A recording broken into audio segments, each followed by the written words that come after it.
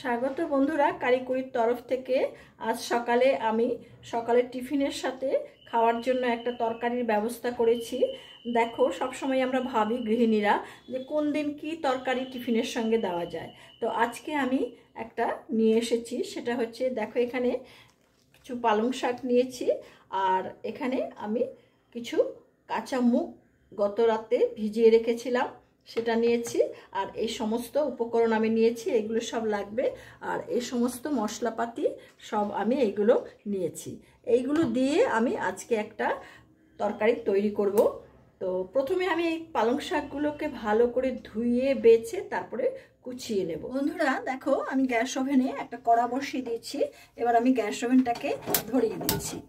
Gas ওভেনটা ধরিয়ে দিলাম, আর এখানে কড়াটা গরম হতেও আমার কিছুক্ষণ সময় লাগবে। সেই সুযোগে আমরা একটু কিছু বলে নেই।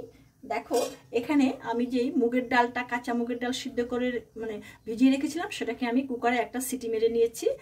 আর এখানে আমার যে পালং শাকটা, সে পালং শাকটাকে আমি ভালো করে কুচিয়ে ধুয়ে নিয়েছি। এতে আমি খুব অল্প পরিমাণে সাদা তেল দিয়ে দিচ্ছি।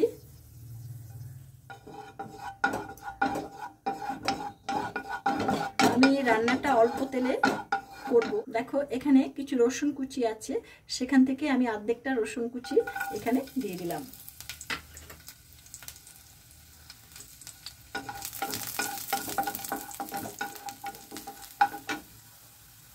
এখন আমি এখানে এই পালং শাকগুলো, ধোয়া পালং শাকগুলো দিয়ে দিচ্ছি।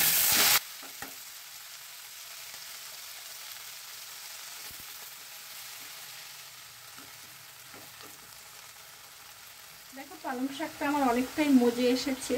এই পালং শাকের সঙ্গে আমি এখানে কিছুটা লঙ্কা কুচি দিয়ে দিচ্ছি।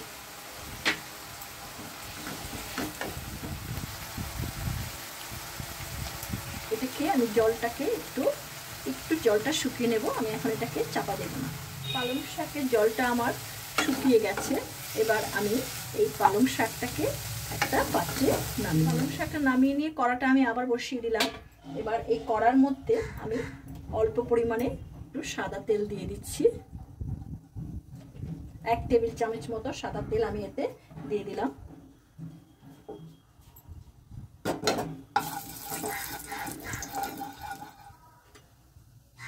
এখন এতে আরো কিছু রসুন কুচি দিয়ে দিচ্ছি, আবার একটু রেখে দিয়েছি। আর এখানে একটা ছোট সাইজের পেঁয়াজ আমি এরকম করে কুচিয়ে নিয়েছি, সেই পেঁয়াজটাকে এর মধ্যে দিয়ে দিলাম। কাঁচা লঙ্কা কুচি পুরোটাই আমি এখানে এর মধ্যে দিয়ে দিচ্ছি। আর একটা টমেটো কুচিয়ে নিয়েছি, সেটাও এর সঙ্গে দিয়ে দিচ্ছি।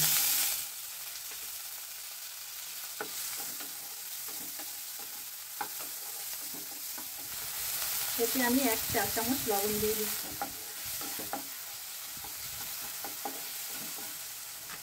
এখন এতে আমি দিয়ে দিচ্ছি 1 চামচ হলুদ গুঁড়ো, 1 চামচ জিরে গুঁড়ো, 1 চামচ ধনে গুঁড়ো, 1 চামচ কাশ্মীরি লঙ্কার গুঁড়ো।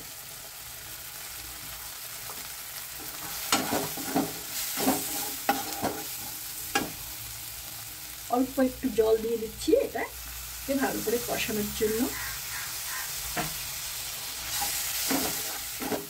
এতে আমি এখন 1 চা চামচ আদা দিয়ে দিচ্ছি, আদা বাটা।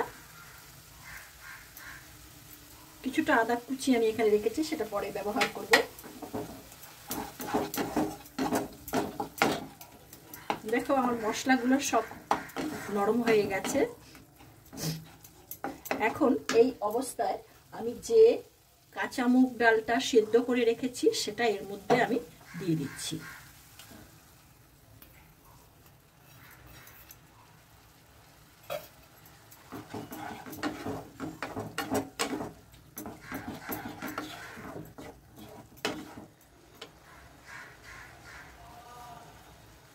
এবার দেখো আমার এটা বেশ ভালোই ফুটছে। এর মধ্যে এবার আমি সেই যে সিদ্ধ করে রাখা পালং শাকটা পুরো এর মধ্যে দিয়ে দিচ্ছি।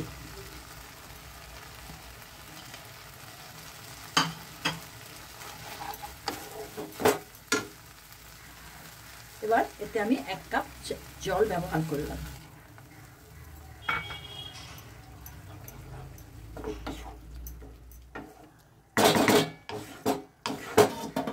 এখন এটাকে 2 মিনিটের জন্য চাপা দিয়ে রাখছি। দেখো বন্ধুরা কি সুন্দর ফুটছে আমার তরকারিটা। এবার আমি এটা পার্ট আমার হয়ে গেছে। এবার এটাকে আমি একটু সরিয়ে নেব। এখানে আমি একটা প্যান বসিয়ে দিয়েছি। প্যানটা আমার গরম হয়ে গেছে। তোমরা ইচ্ছে করলে প্যানে বাটার দিতে পারো, কিন্তু আমার একটু বাটারটা আমি একটু কমই ব্যবহার করছি। এখানে আমি একটু সাদা তেল দিয়ে দিচ্ছি।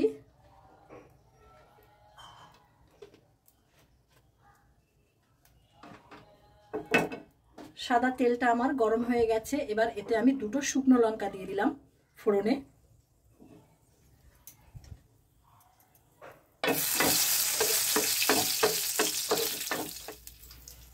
এখন আদা কুচি রেখেছিলাম, সেই আদা কুচিটা এখানে দিয়ে দিচ্ছি।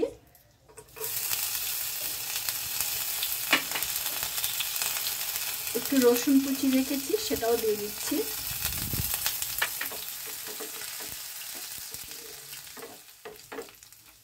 এই আদা কুচি রসুন কুচি আমি পরে ফোড়নে ব্যবহার করছি, কারণ তাহলে আমি আমার যে তরকারিটা হচ্ছে সেই তরকারিতে আমি আদা রসুনের গন্ধটা খুব ভালো পাবো। আদা রসুনের গন্ধটাই এই তরকারিটাকে বেশি স্বাদ করে দেয়। এখন এতে আমি 1/2 চামচ কাশ্মীরি লঙ্কার গুঁড়ো এর মধ্যে দিয়ে দিচ্ছি।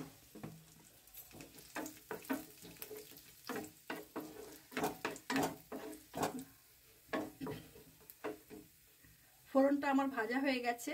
আমি এটাকে নামিয়ে নিয়ে আমার তরকারির কড়াইটা নিয়ে আসছি।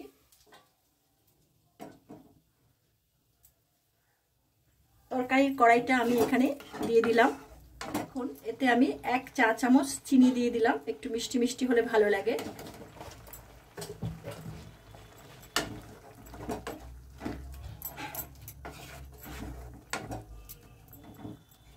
তরকারিটা আমার বেশ সুন্দর ফুটছে।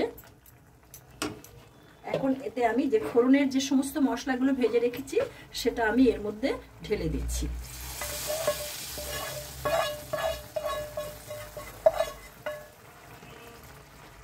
দেখো খুব সুন্দর হয়েছে, কালারটা বেশ সুন্দর এসছে এবং খুব সুন্দর একটা গন্ধ বেরিয়েছে।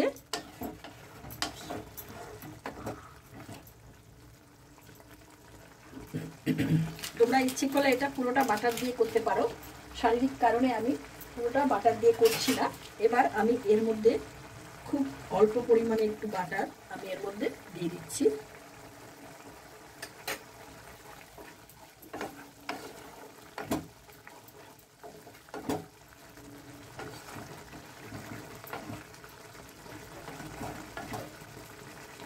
হয়ে গেল আমার রান্না মুগ বাটার পালং। এবার আমি এটাকে নামিয়ে ফেলব। এখন আমি এটাকে এই একটা পাত্রে তুলে নিচ্ছি।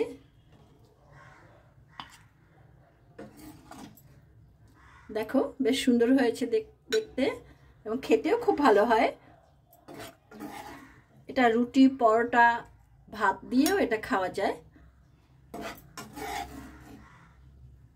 হয়ে গেল বন্ধুরা আমার মুগ বাটার পালং। আমি এটা কিভাবে করলাম তোমরা তো দেখলে। এটা তোমরা রুটি পরোটা ভাতের সঙ্গেও তোমরা খেতে পারো। আমি একটু অল্প বাটার ব্যবহার করেছি, তোমরা বেশি পরিমাণে ব্যবহার করতে পারো। তো আজকে আমার এই ভিডিওটা যদি তোমাদের ভালো লেগে থাকে তাহলে আমার এই ভিডিওটাকে একটা লাইক দেবে, বন্ধুবান্ধবদের সঙ্গে শেয়ার করবে, কিছু জানার থাকলে কমেন্ট বক্সে লিখবে।